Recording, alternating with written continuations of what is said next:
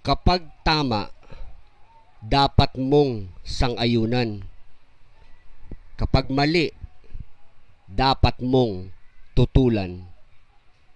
Kapag may asawa ka na, huwag ka nang makikipag-chat sa iba. Igalang mo ang iyong asawa. Maging faithful ka. Nalaman ko na hindi mo maaaring pilitin ang mga tao na mahalin ka. Ang tangi mo lang magagawa ay ang mahalin sila. Mas tanggap ko ang masakit na katotohanan kaysa maging komportable sa isang kasinungalingan. Kung ayaw mo na ako ay iyong paniwalaan, okay lang yan.